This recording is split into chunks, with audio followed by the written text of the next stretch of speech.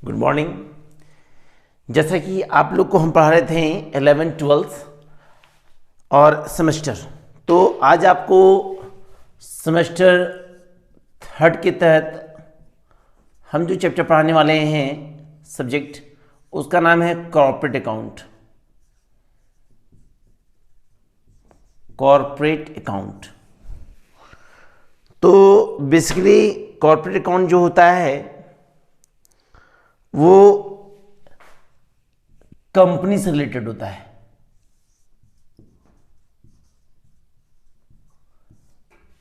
जैसा कि आप लोग सेमेस्टर 1 में आपका एक पेपर रह चुका है कॉर्पोरेट लॉ, कॉर्पोरेट सेमेस्टर 2 में पेपर रह चुका है आप लोग का theory paper corporate law.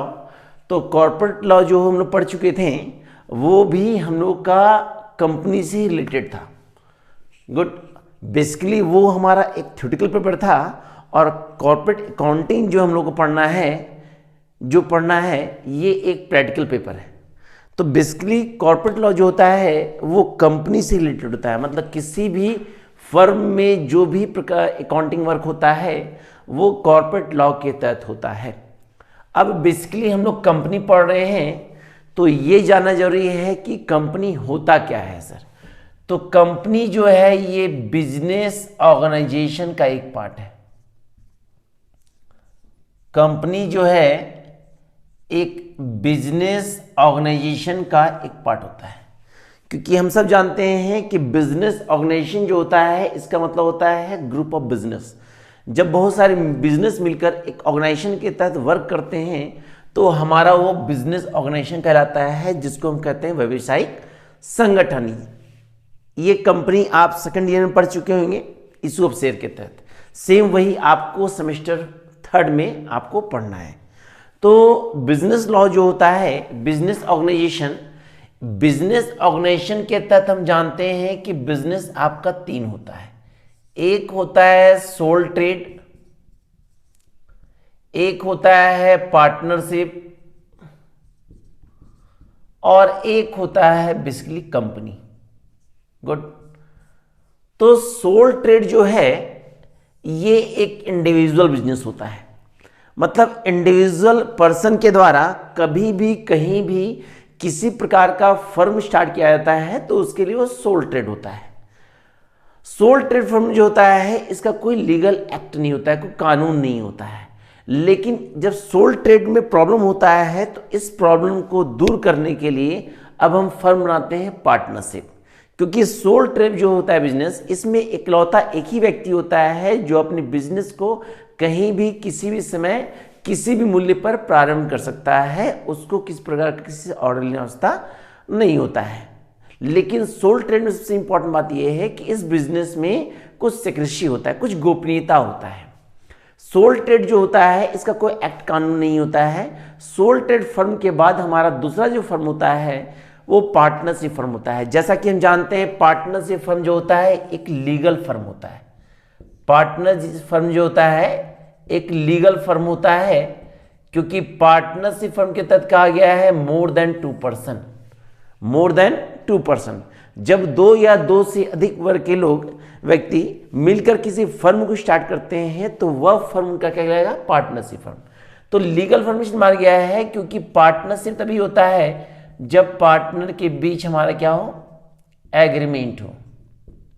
Agreement जो होता है एक लीगल वर्क होता है जिसमें उस फर्म का सारा डिटेल इंफॉर्मेशन होता है कि वह फर्म कौन सा है, कौन से पार्टनर हैं, उनका नाम एड्रेस क्या है, सैलरी क्या है, कमीशन क्या है, इंटरेस्ट कैपिटल क्या है, एडमिशन, रिटायरमेंट, डेथ, मतलब कह सकते हैं उस फर्म से रिलेटेड डिटेल इंफॉर्मेशन के लिए जिस डॉक्यूमेंट को तैयार करते हैं उस डॉक्यूमेंट को हम एग्रीमेंट या डीड पेपर कहते हैं।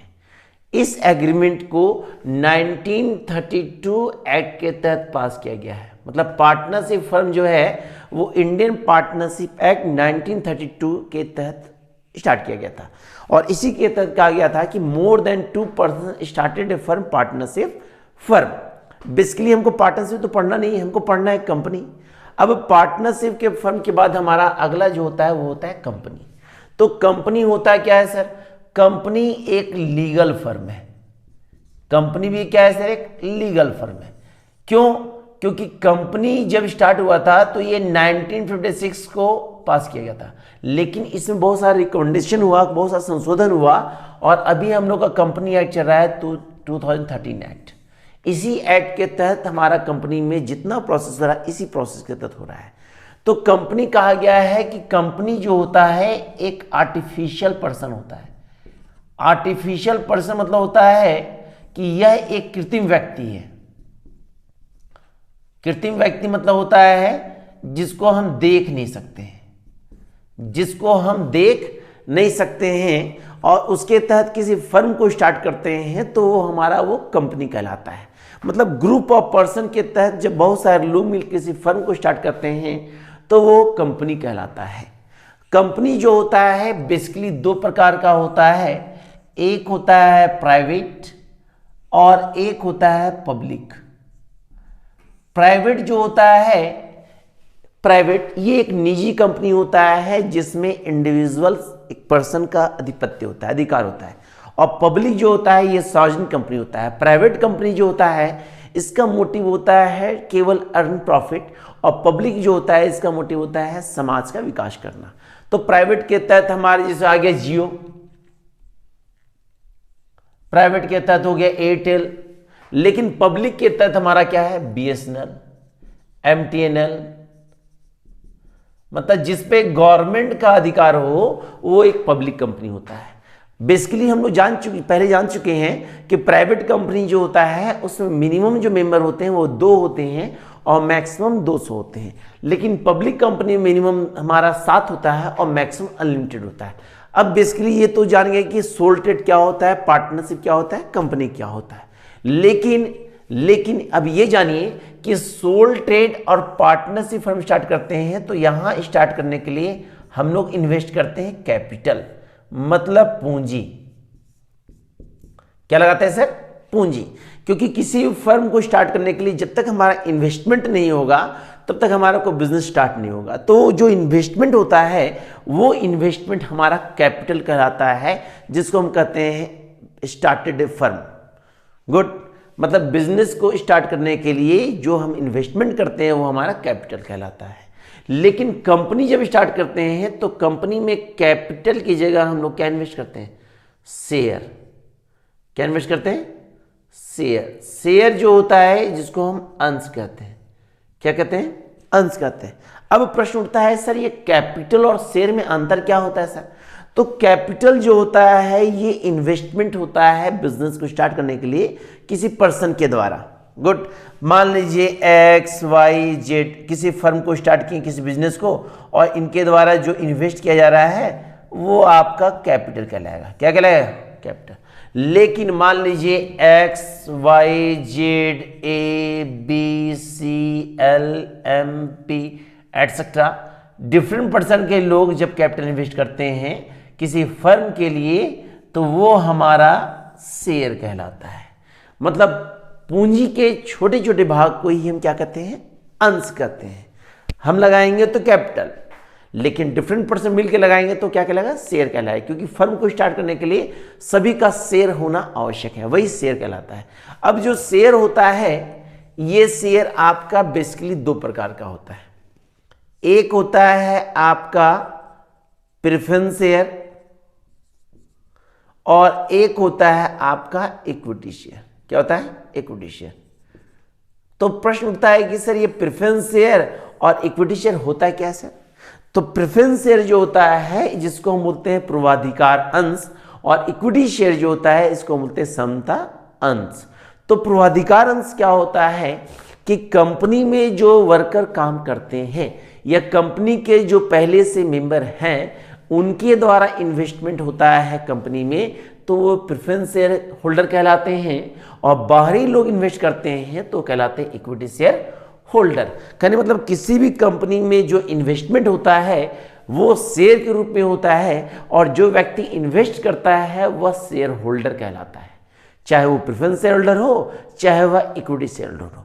तो किसी भी कंपनी में जब आप शेयर इन्वेस्ट करते हैं, जब वहां पे आप शेयर लगाते हैं, तो सबसे पहले कंपनी क्या करता है, अपने बारे में इंफॉर्मेशन जारी करता है। तो इंफॉर्मेशन जारी करने के लिए कंपनी क्या करता है, प्रोस्पेक्टस इशू करता है। कंपनी पहले क्या इशू करता है, प्रोस्पेक्टस इशू करता है। प्रोस्पेक्टस मतलब होता है प्रविवरण। जब तक कंपनी अपना प्रोस्पेक्टस इशू नहीं करता है तब तक वह शेयर को परचेज नहीं करता है, तब तक वह कंपनी किसी से पैसा नहीं लेता है। तो प्रोस्पेक्टस होता क्या है, प्रोस्पेक्टस होता है कि कंपनी अपना सारा इंफॉर्मेशन एक डॉक्यूमेंट के आधार पे, एक पत्र के आधार पे लोगों को जानकारी देता है और उस डॉक्यूमेंट को ही हम कहते हैं प्रोस्पेक्टस। कहने मतलब जब कोई शेयर होल्डर किसी कंपनी में इन्वेस्ट करता है तो इन्वेस्टमेंट से पहले वह प्रोस्पेक्टस को रीड करता है, मतलब प्रोस्पेक्टस का अध्ययन करता है कि वह कंपनी कैसा है, वह कंपनी का ग्रोथ पॉइंट क्या है, उसी अनुसार से वह कंपनी में क्या करता है, इन्वेस्टमेंट करता है शेयर। कंपनी का सबसे इंपॉर्टेंट कैरेक्टरिस्टिक्स होता है कि कंपनी जो होता है एक कॉमन सील जारी करता है। कॉमन सील, कॉमन सील होता है सौर मुद्रा। हर कंपनी का एक पहचान चिन्ह होता है, उस पहचान चिन्ह को ही हम बोलते हैं कॉमन सील, मतलब सौर मुद्रा, मतलब लोगो कह सकते हैं कि हर ब्रांडेड कंपनी का एक लोगो होता है जो कंपनी की पहचान को दर्शाता है कि वह कंपनी क्या है, यह कंपनी कौन सा कंपनी है। जैसे टाटा कंपनी में TA हो गया, इस प्रकार बहुत सारा कंपनी है जो अपना एक लोगो देता है, उसी लोगो को हम कहते हैं कॉमन सील।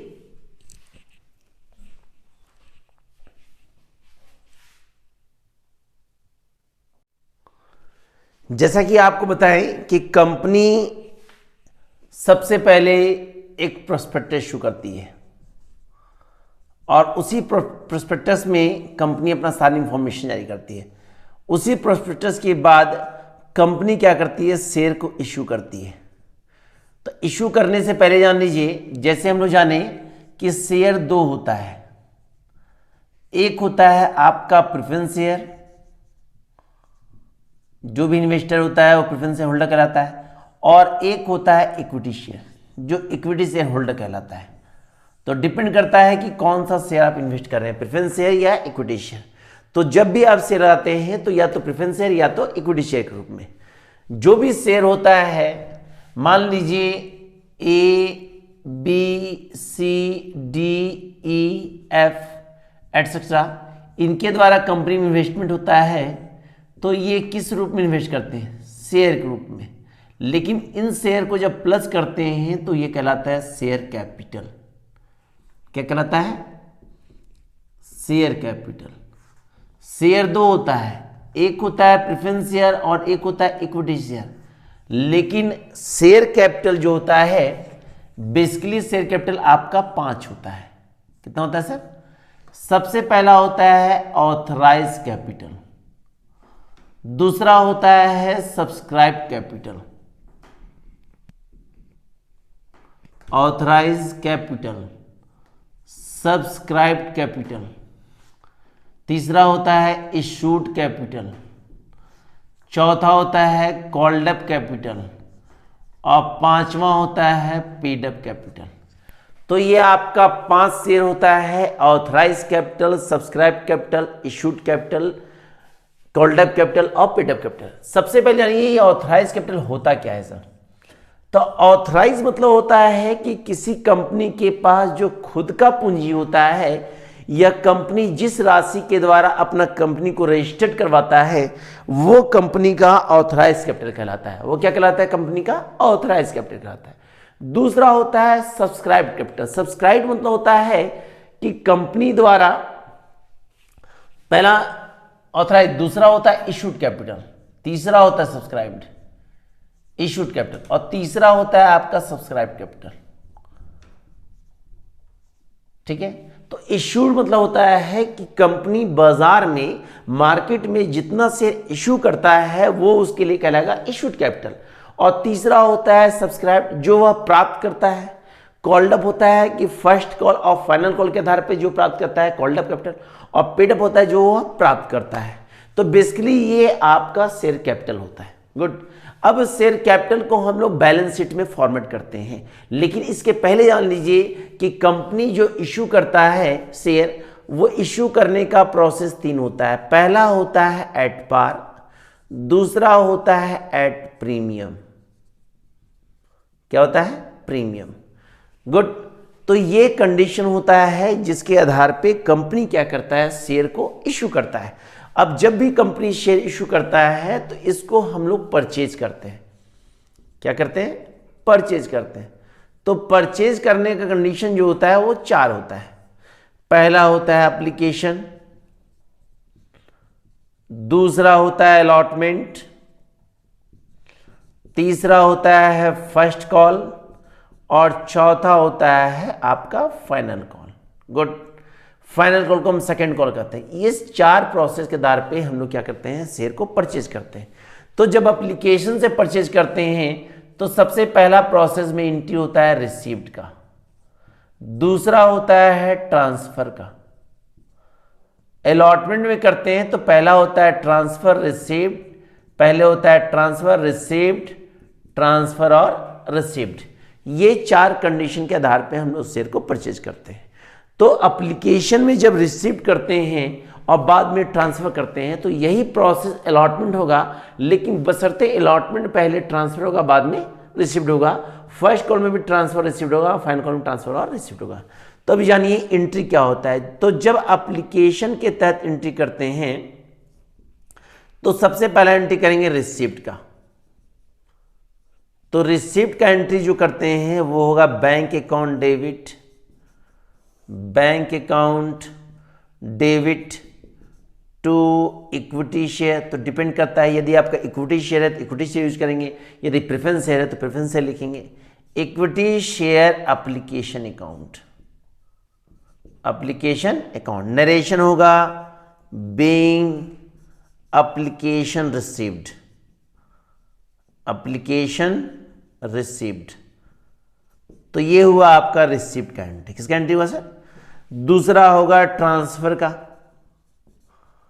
तो जब ट्रांसफर का एंट्री करते हैं तो होगा equity share application account debit to equity share capital account,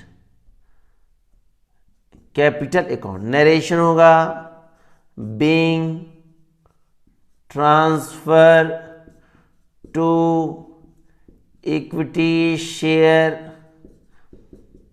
capital account. कौन अकाउंट?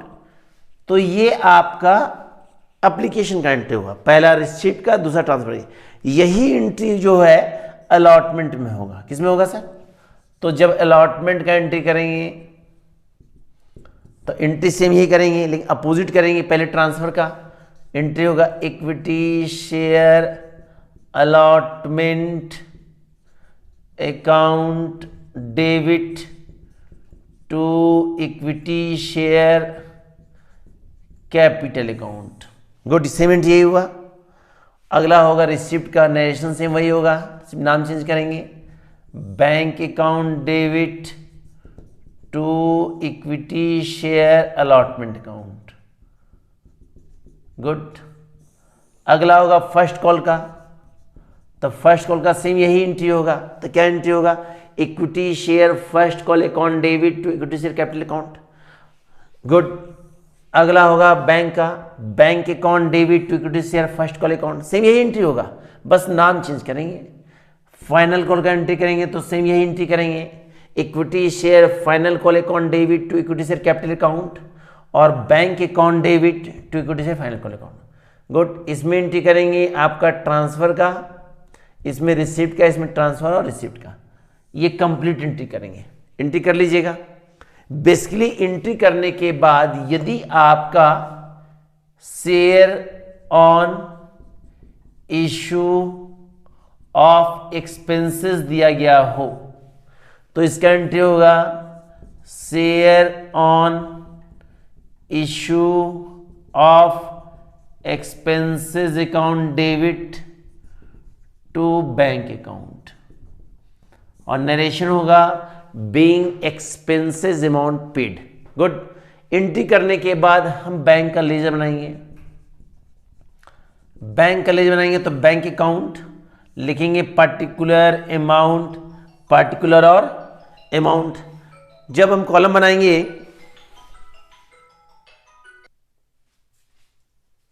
तो जब बैंक का लेजर बना रहे थे तो एंट्री में जहां जहां बैंक है ये होगा पर्टिकुलर, ये होगा अमाउंट, ये भी होगा पर्टिकुलर, ये क्या होगा अमाउंट।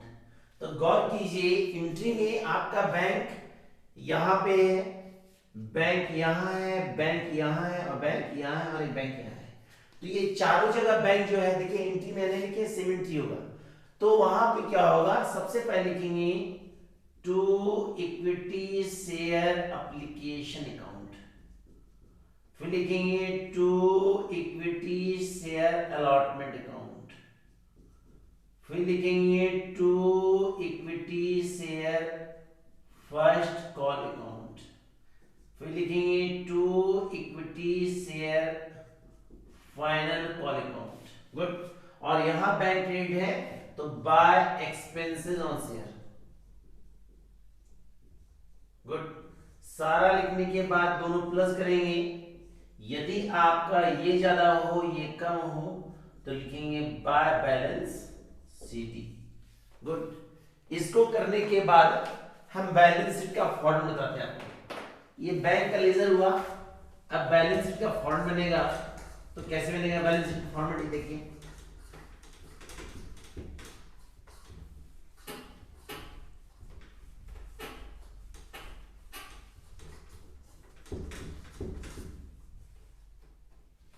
तो बैंक लेजर बनाने के बाद यदि प्रश्न में आपको बैलेंस शीट का फॉर्मेट पूछता है, क्योंकि क्वेश्चन में कभी कभी सिर्फ एंट्री में क्वेश्चन आता है, तो यहां लिखेंगे बैलेंस शीट, यहां लिखेंगे as on for the ending year, ending year.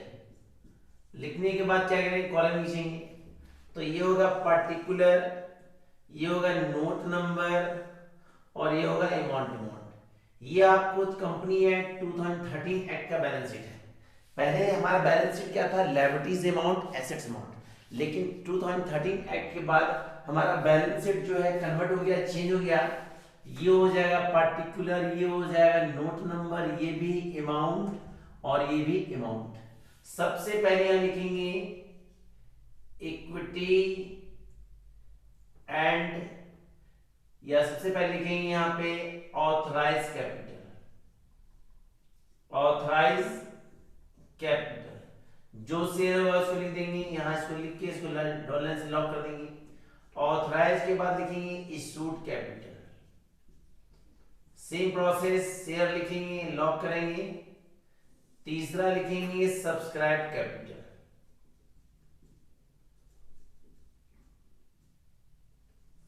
Share लिखेंगे at the rate of, lock कर देंगे। अगला हमारा है called up capital, share at the rate लिखेंगे, इसको भी लॉक कर देंगे। अगला लिखेंगे paid up capital, paid up capital का लिखेंगे यदि आपका प्रश्न में एडवांस दिया गया हो तो प्लस करेंगे, यदि आपका एरियर दिया गया हो तो माइनस करेंगे, यदि आपका प्रीमियम दिया गया हो तो प्लस करेंगे। ये प्लस करने के बाद इसको यहां लिखेंगे और यहां लिखेंगे लायबिलिटीज, क्या लिखेंगे। उसके बाद लिखेंगे एसेट्स, यहां लिखेंगे बैंक और इसको लिख देंगे। यदि आपका डिस्काउंट एक्सपेंसेस दिया तो उसको भी लिख देंगे। ये जो कहलाएगा ये कहलाएगा एसेट्स। तो ये कंप्लीट आपका बैलेंस शीट हुआ फॉर्मेट। तो इस फॉर्मेट के तहत हम क्या करेंगे, क्वेश्चन को सॉल्व करेंगे। अब आपको कुछ टॉपिक बताते हैं जो इसमें आपको पढ़ना है, ठीक है। अभी आपको हम एंट्री और बैलेंस शीट का फॉर्म बताएं। अब इसके तहत हमको पढ़ना क्या क्या है टॉपिक। सबसे पहला एट पार्ट टॉपिक पढ़ना है। गुड। तो एट पार्ट टॉपिक के तहत हमारे लिए क्वेश्चन रहेगा X limited 2 lakh rupees authorised capital, authorise capital divided 20,000 equity share और इसका रेट बोला है 10 ईच, जिसमें से एप्लीकेशन का जो रेट है वो है 3 रुपये पर शेयर, अलॉटमेंट है 4 रुपीज़ पर शेयर, आपका फर्स्ट कॉल है 2 रुपीज़ पर शेयर, देन फाइनल कॉल बुलाया है 1 रुपीज़ पर शेयर, या बैलेंस बोलेगा। Good.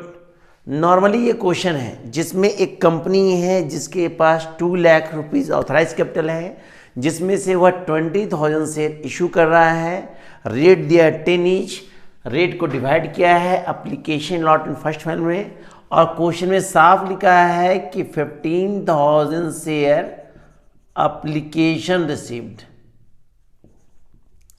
Application received all money. Good.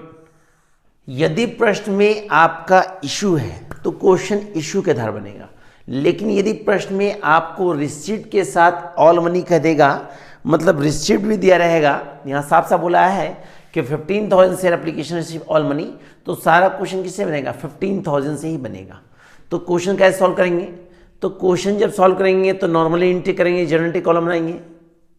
Column तो पता है, date particular amount, date particular amount और अमाउंट। इसी कॉलम में क्या करेंगे, हम एंट्री बना देंगे। तो जब एप्लीकेशन का एंट्री करेंगे तो लिखेंगे bank account debit to equity share application account. Good. ये रिसिप्ट का ट्रांसफर का एंट्री करेंगे तो करेंगे equity share application account debit to equity share capital account. अब क्वेश्चन जो बनेगा एप्लीकेशन का, रेट है 3, 15,000 है, तो 15,000 इंटू 3 मतलब 45,000 debit then 45,000 credit, 45,000 debit 45,000 credit. तो ये आपका एप्लीकेशन एंट्री हुआ। तो जब अलॉटमेंट का एंट्री करेंगे तो करेंगे equity share allotment account debit to equity share capital account, bank account debit to equity share allotment account. तो अलॉटमेंट का जो रेट है वो कितना है? 4 है, तो 15,000 इंटू 4, 15,000 इंटू 4 ये हुआ 60,000 debit 60,000 credit, 60,000 debit 60,000 credit. Good. अब जब फर्स्ट कॉल का एंट्री करेंगे तो सेम यही अलॉटमेंट का एंट्री करेंगे, सिर्फ नाम चेंज करेंगे। तो एंट्री क्या करेंगे? Equity share first call account debit to equity share capital account, bank account debit to equity share first call account. Good.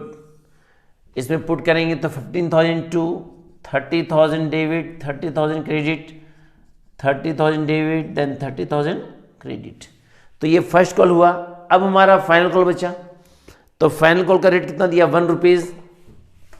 तो जब फाइनल कॉल का एंट्री करेंगे तो लिखेंगे इक्विटी शेयर फाइनल कॉल या second call account debit to equity share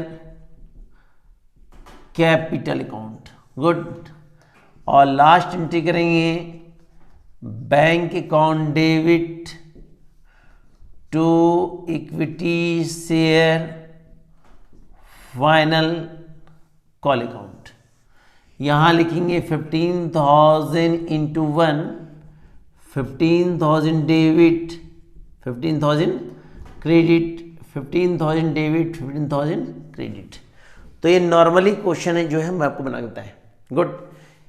तो इस प्रश्न में गौर कीजिए कि हमारा रेट डिवाइडेड है, लेकिन यदि किसी कंपनी के द्वारा शेयर इशू किया गया और रेट नॉट डिवाइडेड है, रेट बटा हुआ ना हो, तो उस कंडीशन में भी 3 कंडीशन होता है।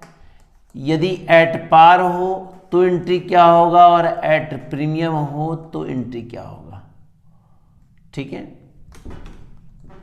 तो उस कंडीशन में क्वेश्चन कैसे पहचानेंगे, तो क्या ध्यान देखिए, मान लीजिए क्वेश्चन रहेगा X limited 25,000 equity share issue at the rate of 10 each. यहां बोला है एट पार और बोला है एट प्रीमियम 10%। इस प्रश्न में आप गौर कीजिए कि कंपनी का रेट है 10 रुपीज, लेकिन ना तो डिवाइडेड है एट पार के तहत और ना ही प्रीमियम के तहत वो डिवाइडेड है। तो उस कंडीशन में आपका दोनों कंडीशन में सिंगल एंट्री होगा। एट पार के तहत जो एंट्री होगा वो क्या होगा, ध्यान देखिए, सिंपल से एंट्री होगा bank account debit to equity share application account. Good. Narration होगा being equity share issued at par. जब एट प्रीमियम का एंट्री करेंगे तो bank account debit to equity share application, ही कैपिटल हो गया, equity share capital account, equity share capital account और to security premium account. Amount कैसे पुट होगा, इसका नरेशन होगा being equity share issued at par, इसका नरेशन होगा being equity share issued at discount. इसका जो अमाउंट होगा वो होगा 25,000 इंटू 10, 2,15,000, 2,50,000। जब इसमें करेंगे तो सेम लिखेंगे 25,000 इंटू 10, 2,50,000 और प्रीमियम दिया 10%, 25,000, ये हो गया 2,75,000, 2,70,000। तो ये बेसिकली आपका एट पार का एंट्री है और ये बेसिकली आपका एट प्रीमियम का एंट्री है। किसका एंट्री है, एट प्रीमियम का। गुड। तो इसी कंडीशन के आधार पे हम क्वेश्चन को सॉल्व करेंगे, लेकिन गौर कीजिएगा कि एट पार के तहत जब रेट डिवाइड हो तो बेसिकली ये एंट्री होगा, लेकिन एट प्रीमियम के तहत जब आपका रेट डिवाइड हो तो याद रखिएगा एट प्रीमियम का जो यूज होता है हमेशा अलॉटमेंट के साथ होता है। किस साथ होता है, अलॉटमेंट के साथ होता है। तो जब हम एंट्री करेंगे तो आपका जो चेंज होगा एंट्री, कौन एंट्री होगा, थर्ड एंट्री। कहने मतलब है कि प्रीमियम का यूज जो है हम अलॉटमेंट के साथ करेंगे, ट्रांसफर के साथ। लेकिन यदि आपको प्रीमियम एप्लीकेशन दिया गया हो, अलॉटमेंट दिया गया हो, फर्स्ट या फाइनल कॉल किसी में भी दिया गया हो, तो हमेशा ट्रांसफर वाले एंट्री कंडीशन में प्रीमियम शो करेंगे क्रेडिट में। तो जब इसका एंट्री लिखेंगे तो बेसिकली एंट्री, नॉर्मली एंट्री जो होता है वो होता है equity share allotment account debit, equity share allotment account debit to equity share capital account, then to security premium account. Narration होगा being equity share issued at premium. Good. Basically अब आपका जो अलॉटमेंट का बैंक का entry है, first call entry, सब entry same होगा, सिर्फ चेंज करेगा कौन एंट्री, थर्ड एंट्री करेगा। अब इसके तहत एक क्वेश्चन है, ध्यान देखिएगा। वो क्वेश्चन क्या है जो आपको बता रहे हैं,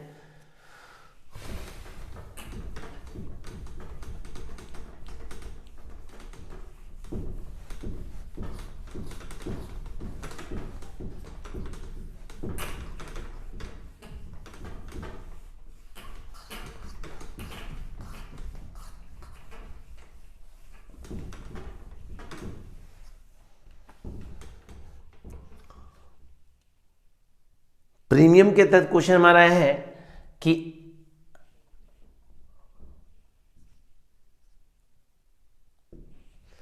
एक्स लिमिटेड कंपनी है, 2 लाख भी ऑथराइज कैपिटल है, आपका 10 इज दिया है और प्रीमियम दिया है आपका 20%, जिसमें से अप्लीकेशन रेट दिया है 30%, अलॉटमेंट दिया है 50% और यहाँ लिख दिया है इंक्लूडिंग प्रीमियम और कंबाइंड दिया है फर्स्ट फाइनल 40%। गुड। तो कहने का मतलब जब 10 ईच रहेगा, जब आपका 10 ईच रहेगा और ये 20% होगा तो बेसिकली 2 रुपीज़ हुआ। 10 का 20%, ये हो जाएगा 3, ये हो जाएगा 5, ये हो जाएगा 4। गुड।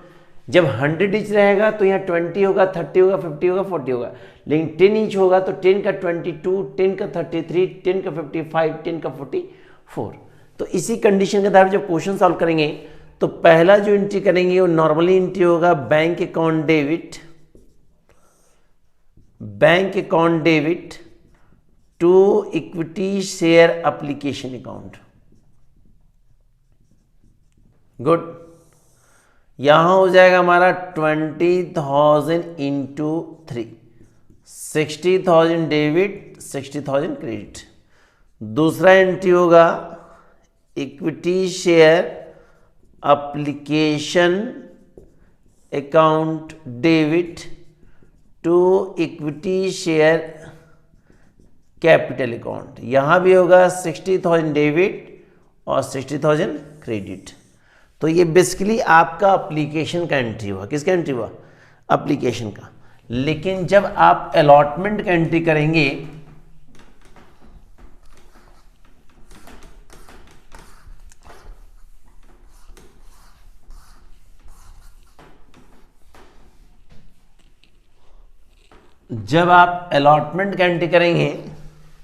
तो अलॉटमेंट का वही सेम एंट्री होगा। तीसरा एंट्री यहां कर रहे हैं, यहां किया हुआ है सर, सेम एंट्री होगा। अब इसमें अमाउंट कैसे पुट करेंगे? सबसे पहले लिखेंगे 20,000 इंटू 5, ये हो गया 1 लाख।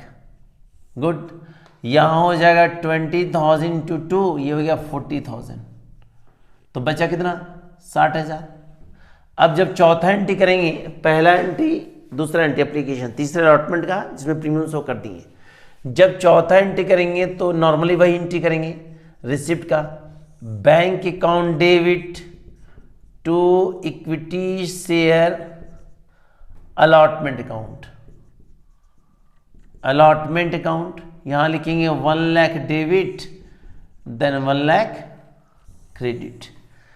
अगला पांचवा एंट्री करेंगे तो पांचवा जो करेंगे वो फर्स्ट कॉल करेंगे, लेकिन यहाँ पे कंबाइंड देखिए फर्स्ट फंड कंबाइंड है। तो जब एंट्री करेंगे तो नॉर्मली एंट्री करेंगे equity share first and final call account debit to equity share capital account. यहाँ लिखेंगे 20,000 इंटू 4, 80,000 डेबिट, 80,000 क्रेडिट। और अगला एंट्री करेंगे bank account debit to equity share first and final call account. Same लिखेंगे 80,000 debit और 80,000 credit.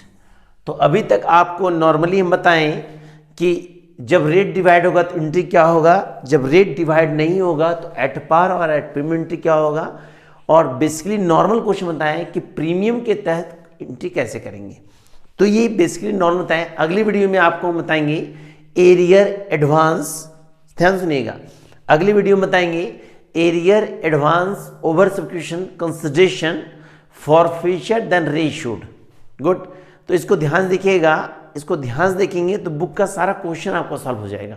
बशर्ते याद रखिएगा यदि प्रश्न में इशू और रिसिप्ट दोनों दिया गया हो तो देखना है कि रिसिप्ट के साथ ऑल दिया है कि नहीं। यदि रिसिप्ट के साथ आपका ऑल दिया रहेगा तो सारा क्वेश्चन रिसिप्ट बनाएगा, लेकिन प्रश्न में यदि आपका केवल इशू रहेगा तो क्वेश्चन केवल इशू से ही क्वेश्चन बनेगा। इसको देख लीजिएगा और नेक्स्ट वीडियो आप लोग देखिएगा। जो भी समस्या हो, प्रॉब्लम हो, वो कमेंट में लिखिएगा और सब्सक्राइब जरूर कीजिएगा। ठीक है, ओके।